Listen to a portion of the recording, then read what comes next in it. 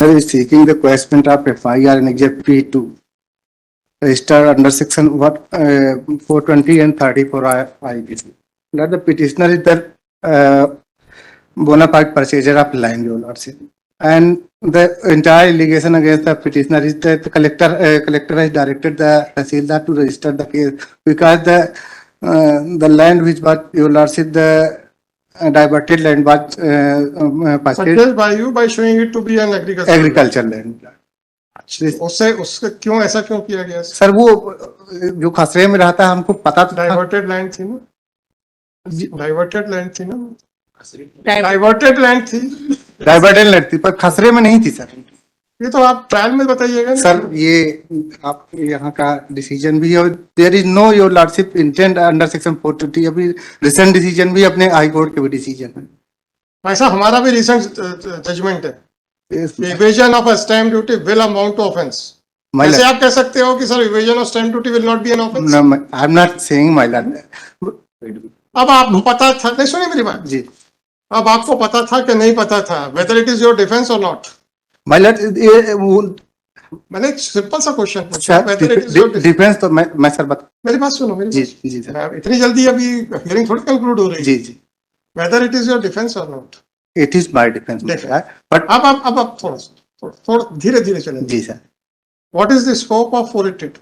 मतलब scope is your lordship three kind of scope, your lordship. Yes sir. मतलब three scope otherwise to secure the end of justice. नहीं supreme court का बताइए, आप वो section की लाइन मत पढ़ के बताइए। सर सेक्शन 420 की that is my lord, I have brought a decision of the honourable Supreme Court my lord under section 4 this your lordship, right from very inception the intention should be to deceive. क्या? Yes my lord, हां yes ये होना चाहिए। हां होना तो चाहिए। इसमें सर मैं submit my Lord the collector stamp has given the notice and under section 40B of the stamp act they have recovered the amount, your lordship. हाँ जी, तो क्या हो गया? उन्होंने हमसे रिकवर कर लिया है अमाउंट और that has been deposited the, तो क्या हो गया सर?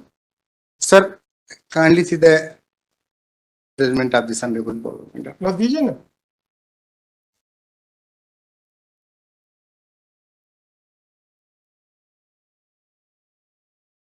क्या लिखा है कि डाइवर्टेड लैंड को अगर एग्रीकल्चर लैंड शो करके परचेज कर लिया जाए तो 420 नहीं बनता, ऐसा 420 है मतलब 420 नहीं बनता, ऐसा लिखा है क्या? यस मिनट बताइए बताइए सर, कौन सी लाइन में? सर इसको पैराग्राफ 8 में इनका कंटेंशन लिखा हुआ है, इसमें आपने फाइंडिंग्स बताइए फिर सर इसको सब्सटेंस फिर मैं फाइंडिंग बता दूं। Sir for the council for the respondent state vehemently opposed the above proposition and submitted that as there has been a clear cut case of evading the stamp duty registration fee, the petitioner committed to defraud the government exchequer. The learned ASG has rightly remanded the case for trial under section 120 420 of IPC under section 27 read with section 64 of Indian. क्या लिखा है sir इस judgement में? फिर इसके बाद sir ये आप तो मुझे वो लॉ बताओ जो इसमें लेट डाउन हुआ है। Yes madam. सर इसके पैराग्राफ पेज नंबर 7 के बाद इन्होंने 420 डिफाइन किया है। देयर आफ्टर इस बार क्या डिसाइड किया है? ये रिप्रोड्यूस तो मैं भी कर दूंगा सर, डिसाइड क्या किया वो बताइए जी।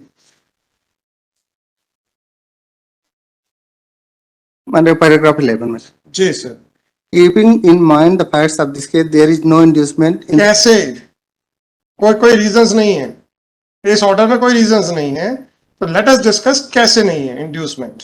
मतलब there was nothing in the मतलब खासा एंट्री दैट सर इंड्यूसमेंट कैसे नहीं है?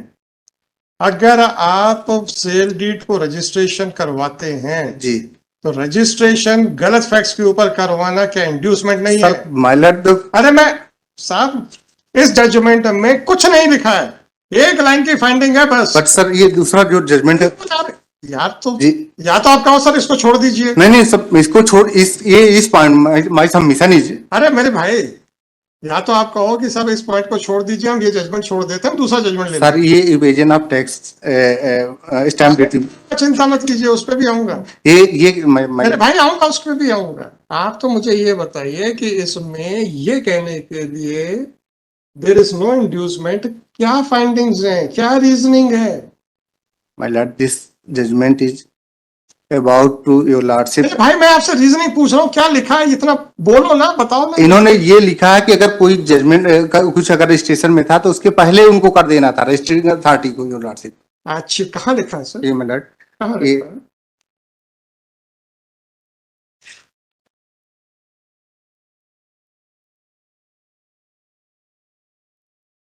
Para 6, my lord, what ये this is my submission on 30th 10/2008 by the registered sale deed petitioner become the owners of 1/8 of shares of the property. Subsequently, after partition on 21/10/2008, the bigger share of the Findings पे property. आ जाओ, findings पे आ जाओ भाई मेरे, अपन पूरी राम कान क्यों सुन रहे हैं?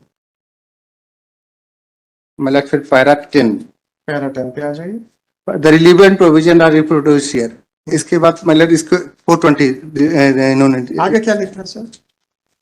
They note that the necessary ingredients for cheating and honestly inducing delivery of property under your lordship. हाँ, इसके बाद क्या लिखा है? There must be deception, that is the accused हाँ, must वो तो इंग्रेडिएंट्स लिख दिया ना 420 के। जी इसके बाद क्या findings? keeping in mind the facts of this क्या case, क्या रीजनिंग क्या है? there is no inducement in sir the क्या रीजनिंग है?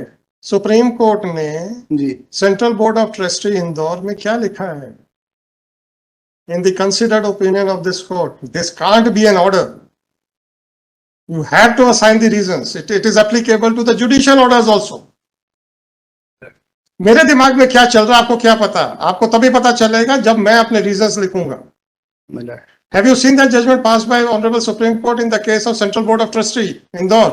नहीं sir, इसको Where here the Supreme Court has criticized like anything that you can't pass a two-line order that in the considered opinion of this court this will be made out or this will not be made out. finally This is what it has been mentioned in this. Keeping in mind the facts of this case, there is no inducement. तो भाई साहब आप registrar के पास गए क्यों थे? कुछ लेने गए थे ना उससे? तो क्या registration will not be covered under section 420? Are you not deceiving the authorities to obtain something? Sir ये यही तो आप रीजन देखिए, रीजंस नहीं है इसमें, मैं आपसे रीजन इस जजमेंट में रीजन नहीं है सर। ऐसा बोलो ना। चलो आगे बढ़ो। जी सर, दूसरे जजमेंट दूसरे जजमेंट में पैराग्राफ 10 से ये दूसरा जजमेंट जो सुप्रीम कोर्ट का है जी जी सर, पैराग्राफ 10 से 15 पैराग्राफ 10 में sir. Ji hmm, Let section 420 IPC provides that whoever cheats and thereby dishonestly induces the person deceived to deliver any property to any person or to make, alter or destroy the whole or any part of the valuable security or anything which is assigned or sealed and which is capable of being converted into valuable security shall be liable to be punished for term which may extend to 7 years and shall also be liable to fine. Further, section 415 IPC distinctly defines the term cheating. The provision illustrates that an act marked by fraudulent or dishonest intention will be categorized as cheating if it is intended to induce the person so deceived to deliver any property to any person or to consent that any person shall retain. ये पति पत्नी के बीच का मुकदमा जी है। Sir, वो पत्नी ने अपने पति की फोर्स्ड कंसेंट बना के बच्चों के लिए पासपोर्ट अप्लाई कर फैक्ट्स दिया आर डिफरेंट माय लॉर्ड, है। फैक्ट्स आर डिफरेंट, मतलब दूसरे फैक्ट्स के ऊपर है, हस्बैंड वाइफ के ऊपर है केस। बट सर ये जो इन्होंने पैरा 14-15 में डिसाइड किया है। आपके खिलाफ भी इसमें लिखा हुआ है, पढ़ दो, पढ़ता हूँ। पैराग्राफ 13 पे आइए। जी sir.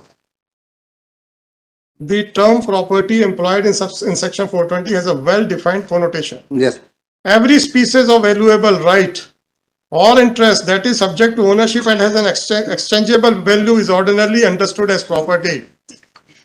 Taking and registration of the property of the sale deed, will it not be covered by the word? My Lord आगे प्लीज क्या वो अरे अपन मैं आपसे ठीक है, जो एक जजमेंट आपने दिलाई कि उसमें रीजंस नहीं थे, तो मुझे तो रीजन सब देने पड़ेंगे ना। सर तो अब रीजन मैं आपसे डिस्कस कर, आपको अपॉर्चुनिटी दे रहा हूं कि क्या एक डिक्लेरेशन या रजिस्ट्रेशन जिससे कि आप ओनर बनने वाले हो। देखिए, थोड़ा सा- अगर प्रॉपर्टी की value is less than 100, whether that sale deed that sale deed will be valid one because the value is 100, less than 100. If it is more than 100, वो sale deed, whether it is a waste piece of paper or not. No No? My lord is correct your lordship. Yes. अब my submit अब ये मेरा question खत्म। जी तो जब आप sale deed register करवाते हो वो जो रजिस्ट्रेशन वाला एक्ट है उससे जो डिक्लेरेशन मिलता है आपको, वो part weather it will be a property और not. My lord, there is provision, the Stamp Act itself, your lordship, that आ रहा हूँ, चिंता मत करो, जी। उस पर भी आ रहा हूँ, मुझे मालूम है आप आओगे उस पर। how they have acted upon. अपन धीरे धीरे चल रहे हैं। मैं I will keep that question in mind, don't worry, whether it will be a property under section 420 और नॉट, क्योंकि वो डिक्लेरेशन, वो registration has made you an owner, otherwise you are having no right at all My lord. In the eyes of law, Yes, ma'am. Right? Yes. तो property में आएगा कि नहीं आएगा, now this is the question. So, my lord, they have, there is provision in the Stamp Act. अब चलो, जी। अब मैं मान लेता हूं कि अब आप मेरे प्रॉपर्टी वाले क्वेश्चन को बाईपास कर रहे हो, नो इशू। अब आप आ जाइए, is there any provision in the stamp act which bars the application of IPC?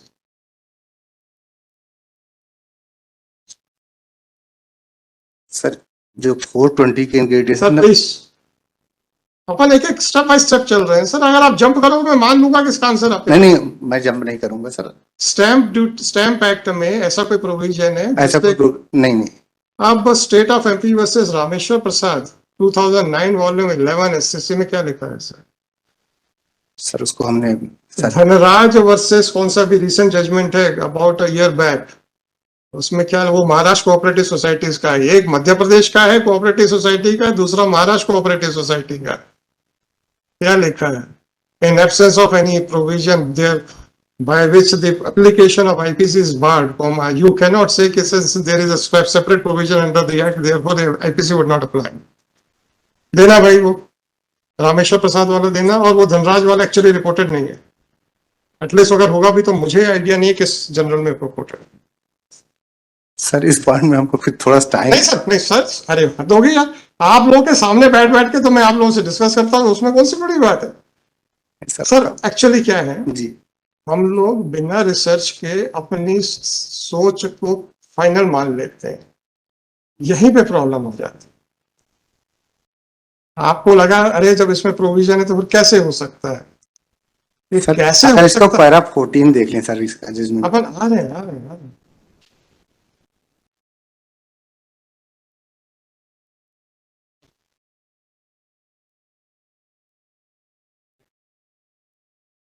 Ji sir, आप क्या कहना चाहते हैं? सर पैरा 14 हाँ, इसमें having fully address the contours of the offence of cheating, let us now it to pass अब instant case to appreciate whether the allegation made by respondent are sufficient to prima ये facie. आपने खुद कह दिया था कि facts बिल्कुल different है।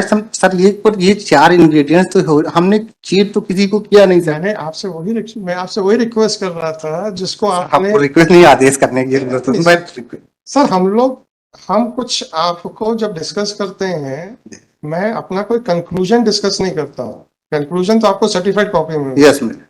हम अपना थॉट प्रोसेस जो मेरे दिमाग में चल रहा है जी। वो आपके साथ डिस्कस करते हैं, जी। So that you may clarify my thought process Yes. और माय डाउट्स। मेरा क्वेश्चन ये था कि जो डिक्लेरेशन है in the form of registration जिससे कि आपको ओनरशिप मिली है, जी, whether it can be said to be a property or not. It is property your lordship, no का डाउट। प्रॉपर्टी, और अगर आप स्टैम्प का इवेजन करके वो प्रॉपर्टी ले रहे हो तो is it not an offence under 420? इसमें तो prima facie the bona fide purchaser had no रोक। दूसरी बात 482 में आप बोना फाइड परचेजर है, you are not having a knowledge that it has already been diverted, ये डिफेंस है कि नहीं है? सर डिफरेंस है तो इस मैं 482 में आपका डिफेंस कंसीडर कर सकता हूं कि नहीं? सर 42 में तो now days the very wide power. नहीं, नाउअडेज नहीं सर, नाउअडेज में तो और एरो होते चले जा रहे हैं सर सुप्रीम कोर्ट तो काफी क्वेश्चन कर रही है सर, बहुत सारे। हम भी बहुत सारे क्वेश्चन कर रहे हैं। Simple law is if the uncontroverted allegations do not make out an offense, then I can question the procedure. Yes ma'am, it is basic law. इसीलिए हम आपसे पहला प्रश्न पूछा था कि declaration in the form of registration, whether it, देखिए state government से आपने क्या लिया, प्रॉपर्टी किसी और की जी खरीदी आपने जी पैसा आपने ओरिजिनल ओनर को दिया, जी तो स्टेट गवर्नमेंट अभी तक तो इस पूरे ट्रांजेक्शन में है नहीं, जी। तो स्टेट गवर्नमेंट से आपने क्या लिया? सिर्फ वो declaration in the form of registration.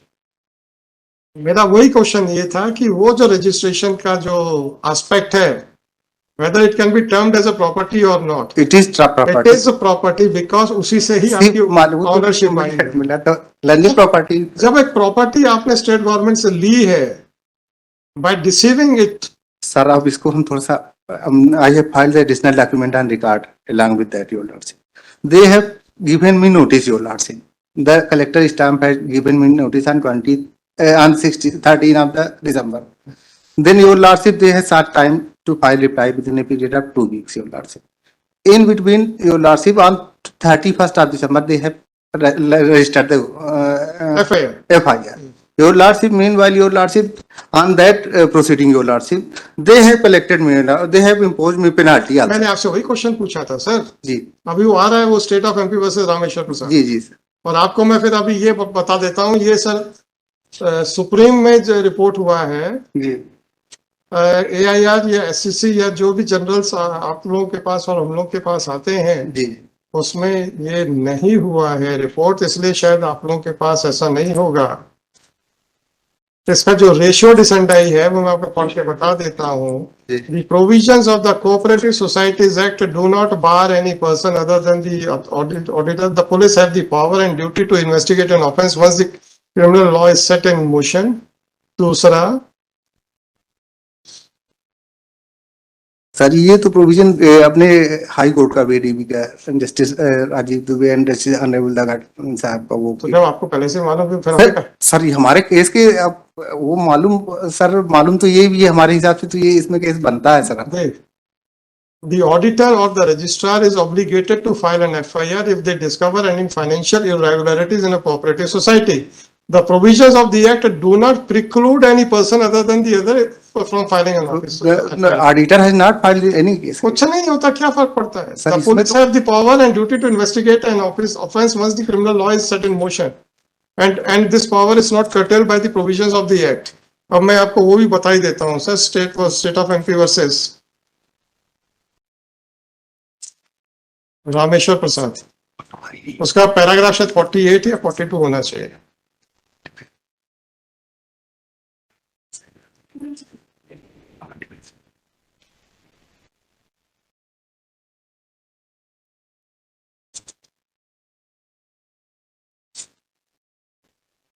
कहाँ गया?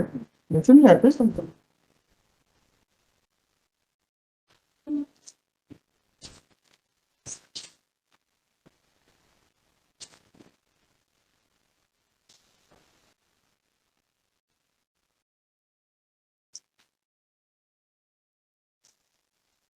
Sir, I have filed application for taking additional document. इसको अपन वो देख लेते हैं।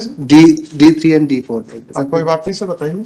Sir page number 22 and page number 20। Sale deed है सर? नहीं सेल डीड नहीं सर, ये D3 में है, ये ऑर्डर है कलेक्टर ऑफिस टाइम का। क्या इन्होंने इम्पोज किया हमारे ऊपर रिकवरी। और मैंने आपसे यही कहा कि अगर तो IPC के प्रोविजंस बार्ड हैं तब तो ठीक है, नहीं बार्ड है तो क्या कर सकते हैं? सर IPC के प्रोविजन जहाँ बाढ़ रहते हैं वहां भी प्रोविजन चल सकता है। अपन जनरल बात नहीं करेंगे जी सर, अपन जनरल बात नहीं करेंगे।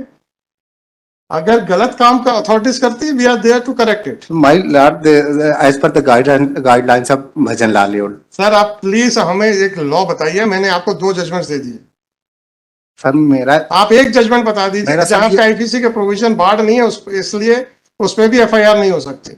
मैं आपको स्पेसिफिक दे रहा हूँ, वो पता नहीं हमारा वो लॉ सिस्टम क्यों नहीं ला पा रहा इतनी देर में।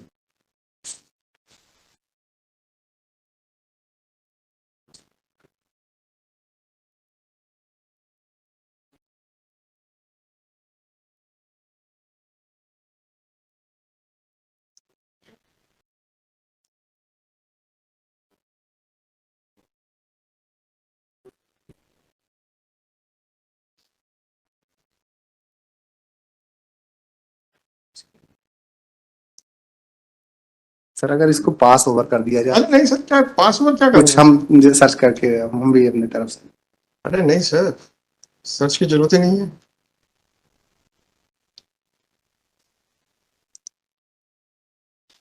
Sir get D3 and D4। Sir ये वो किताब नहीं मिल रही। अरे 1000 का साइट हुआ है यार, लोगों के पास नोट नहीं बना के रखे हुए हैं लोग।